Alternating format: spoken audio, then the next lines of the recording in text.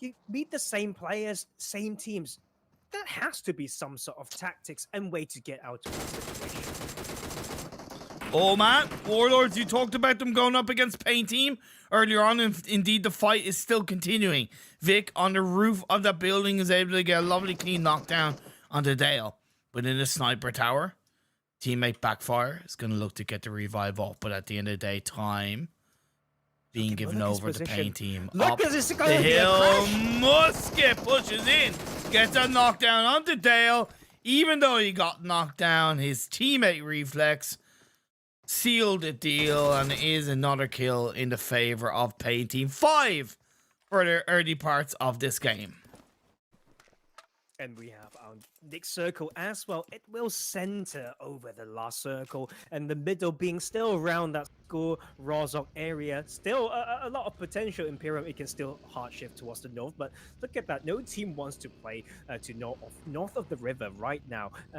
Arcrit Gaming's position, though, they are ready. They are ready for that northern shift, and we don't mind it. It's just going to show how important Headshot Valley is, like you said earlier. In this type of mid game, that control important. Like, the thing I don't like about Arcrit's position is it doesn't give them enough information on the kind of southwestern side of Rozhog. That's kind of my fear, is that I like it as a good position away from Yasnaya, and it's a great position in terms of preparing for northern shift, but I just don't think it provides him with enough information should phase 2 shift down to southwest. That's my one fear.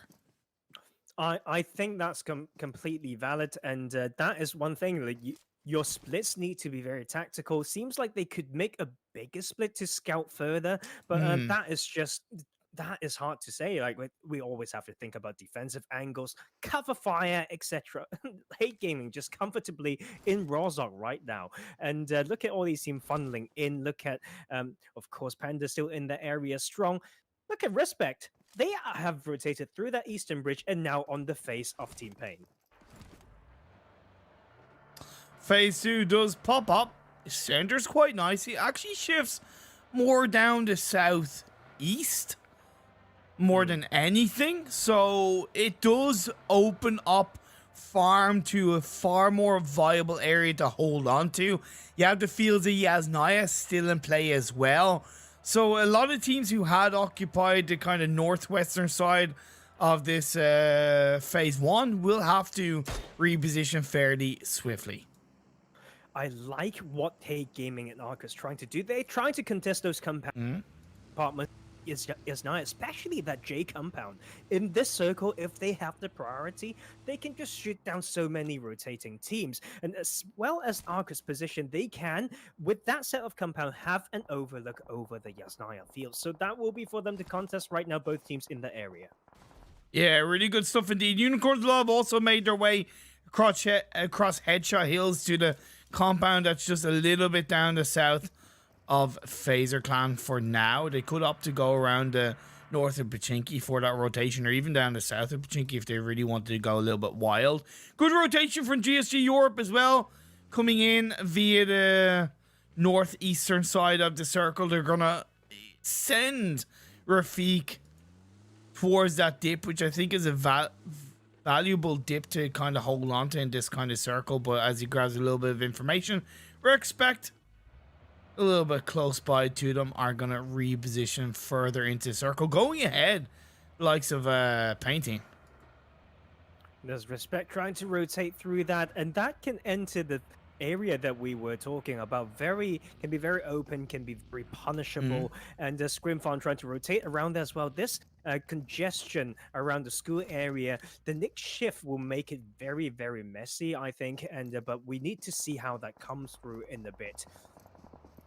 Nobody's going for the farm area as well, down to essentially from Potato Hill southwards, and I do kind of get that because, you know, similar to what I point out with Arcrid, you get little to no information past, you know, the start of Potato Hill, so I do kind of get that, but for a bit of a solid phase 2 rotation, I thought more teams might go down towards that area, but it is what it is. We still have 13 teams, 47 players left alive as the Blues on a phase 2. about to start moving in the next 30 seconds. Well, the team's got a good spot in the circle, and I was just watching Ravi trying to maneuver his car there. We'll Stop. eventually find a spot for GSG Europe there, a compound for the trio that will be much needed for them, center zone, and we'll also hold it down for now. Too easy, though. One of the teams that didn't go for anywhere to center as they got pushed away from what I saw earlier from Potato Hill by Panda. Yeah, and hey, look, you know, that's all the power to Too Easy, and actually all the power to decide the Panda, just respecting each other in that regard. Panda with a little bit of a 2-2 split on Potato Hill, I think is very strong for them to hold on to. It is a kind of hill that is so vast that it is really hard to control, and similar to Everest, sometimes you're better off just trying to control one small area rather than the whole thing and be too spread out. So that 2-2 split is at least an initial strong point, and then they can react depending on who goes near them and the phase 3 shift. I'm gonna pinch your brain right here. Yeah. Look at New Era's position. What I know it's not when close to center, but I think it's some sort of conservative play, patient play for them to respect the teams that might be setting up some traps close to Rozok Hill area and Hatchel Valley, and that can also get them some priority if it goes for a northern shift. So although it doesn't look like a center, but I think it's a good spot. It's a good scouting spot as well. It really is. It's a solid spot for them to hold on to. It gives them great entry point if they want to go onto Rozok Hill, which actually seems to be kind of rotating towards. Unicorns a lot were around the Headshot Valley, but they push in pretty early on the phase 2 shift. Like I had pointed out a little bit ago, it's a bit of a stalemate across the board. We are seeing that level of respect off the back of what has been 2 fairly solid circle shifts. So just really need to come down to this one, which should happen in around 20 seconds, and then we will probably see a lot of crazy action. I think Too Easy is betting on a shift towards them. Otherwise, they can get some wide rotations, but the circle is about to reveal itself. Oh my god. Oh man, that is a hard shift, Tarzan. And suddenly, New Era got the center. They've got Rozok Hill. They've got Overlook over at Hatchel Valley. Look at UBL. They're taking a high ground from Watertown as well. Is that high tower that we're talking about? We don't know, but let's not talk too long, because look at those teams just funneling from the eastern side. Hey Gaming going back to where they dropped in Rozok. Arcade are going to go towards Rozok, but not quite, which makes sense. They're going to go on the eastern side of Rozok. You have Codex going to school, which I think kind of makes sense, and it's a much better choice than apartments, I'd tell you that much. Rexpect are just going to full send it a little bit close to the side of Scrim Farm, but they're going in blind, and Scrim Farm might be ready to punish them for that. Bardo's going to hit a rock. He has to stop away. He's going to take the shots off his teammates. Should be hopefully following suit and make a little bit of a spread. Indeed, Fowler actually gets a bit of a third party knockdown on the hack shot. As a respite comes on through, Rexpect might be able to do something with that, as I saw it in their kill feed. This is what a little bit of a hard shift does for a number of these teams. It forces some wild rotations, some third-party actions, and a couple of knockdowns that might not usually happen. A lot of areas in Headshot Hill still up for grabs, but it's just hard to go in. Look at Plans and Panda's location. We play this game enough. We know how strong those spots are. And look at Caster as well, just retreating away from his team, knowing that he is on a scouting duty. We need to find a better spot for that. But look at this fight breaking up right here. Oh, Unicorns of Love moved away from their compound that Panda was then allowed to take over, which is pretty good. But Unicorns of Love very controlling on Headshot Hills. They didn't quite get to that Headshot Hills compound. Too Easy have lost at least one player off the back of that rotation from the southwest side. Unicorns of Love still up as a full squad. You do have one player of Rexpect Caster. Moving on closer, looking for a little bit of information. He's on his own, though, so that's something he has to think about. Grenade being cooked up I don't think Unicorns of Love are fully aware that he's there. Now they are definitely going to be aware as a grenade is being fired up. No, they definitely know where he is because they did chuck a grenade towards that area. They must have heard the buggy. Fresh is going to flank around on the side, so it's a lovely spread. But now the rest of the Respect cavalry has arrived. The Spanish Inquisition have fired on suit. Nacho gets chunked down to a sliver of health for that reposition. That was what I was talking about. Caster not too tunneled onto that fight earlier between Scream Farm. They get a new spot, that's why they can get into here, but he gets punished for his position, and they were just seems to be fragging this out. The round 2, they had that on the last Erangel map. They are here to continue that same battle. Yeah, it was just a bit of a third party from Panda, but luckily for them, I believe it was New Era, that third party Panda. So that's kind of allowed that revive to pull off onto Caster quite effectively. So still a full 4v4 fight. It's a lot of utility is being utilized by both teams. Ked on the off angle does what Ked does best and gets a knockdown, confers that kill onto Nacho. No prisoners, no mercy. As Unicorns of Love are going to look to take that man advantage and push on forward because they know not only are they outside the circle, but they have to be controlling on the edge in this engagement because you don't want to leave it too late. In through the boogie, the push comes on out, and Caster is going to reposition away, but he's going to be put down to a sliver of health. Agon comes in. He's going to get that knockdown. Poppy and Bardo, what are they going to be able to do? I don't know if they can even do much as Ked beats a front four, a full front-facing man for Unicorns of Love, as Bardo is the last shining hope for the side of Respect. It could be a little bit of a misery-filled end of the day for Respect if they get taken out in 13th. But Unicorns of Love, they're not finishing it off just that quickly because they are not getting tunnel vision. They're aware that a number of teams could be wrapping around them. And that was also Team Pain taking that time when Unicorns are fighting Respect, just driving it, cruising through. Now got a prime spot in that headshot valley. And that was Unicorns just needing to wrap up fight quick. Now they've lost their priority. They need to wrap this up and move. Too easy wrapped around them as well in the very strong spot in Watertown. I like the fact that Unicorns of Love didn't get tunnel vision, but the fact that they didn't close out that team fight is definitely a little bit worrisome because Barno can be a thorn in the side. We'll have to wait and see how it works out for them. Fresh is still outside the circle in that backline high ground position, which I'm definitely a fan of. Could hopefully find a bit of an off-angle shot onto Too Easy despite them being in Watertown, as Bardo indeed does knock down Algon. That's what I talked about with the thorn in the side. Play as Bardo is going to keep on striking, keep on fighting. It is just a Panda that gets the third party knockdown on the Ked, and it's all going horribly wrong for Unicorns of Love. They're just down to Savage and Fresh.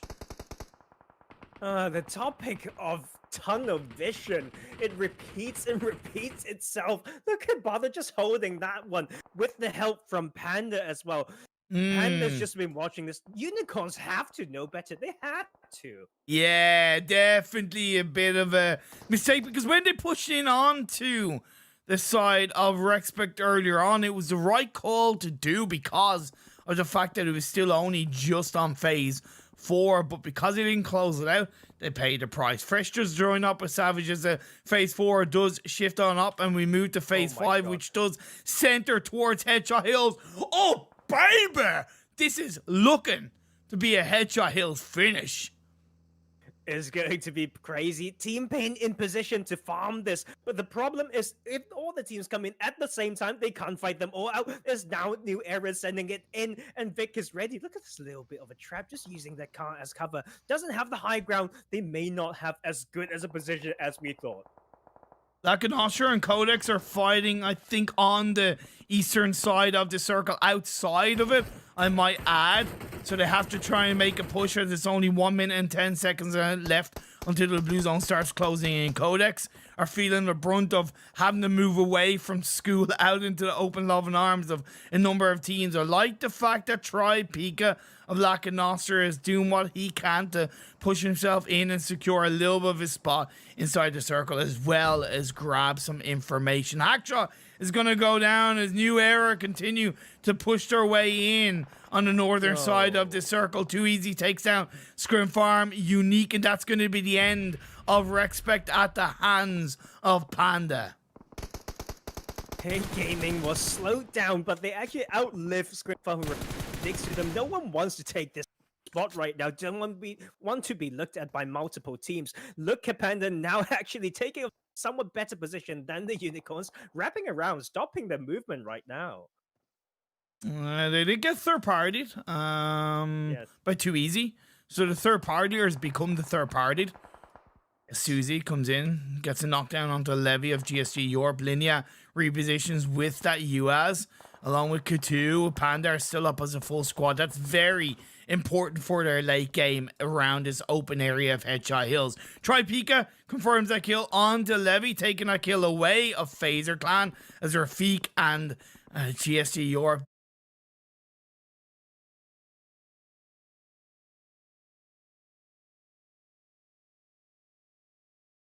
definitely not having a good run of things. Panda still playing on in. They're looking for the engagement onto Unicorns of Love. It's 4 against 2. What can Fresh and Savage X do?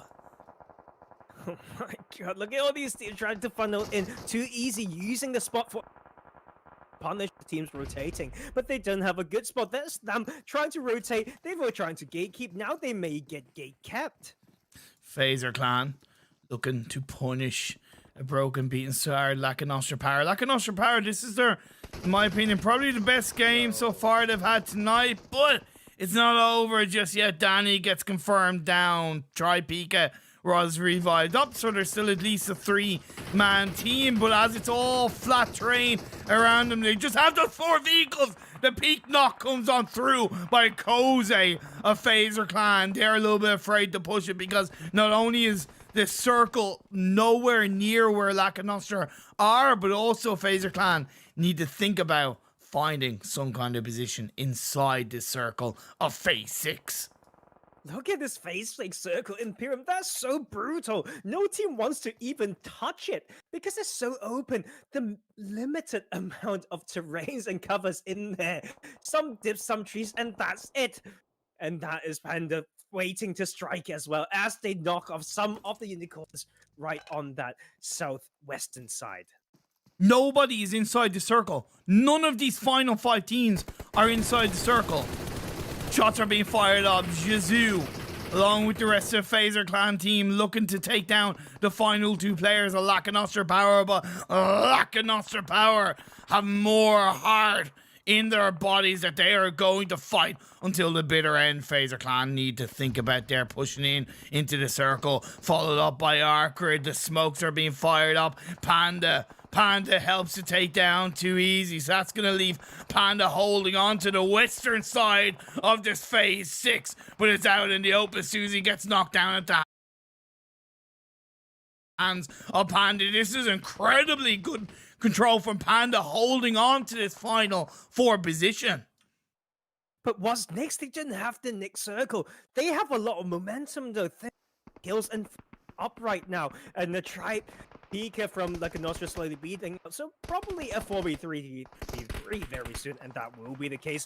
Panda needs to make a move.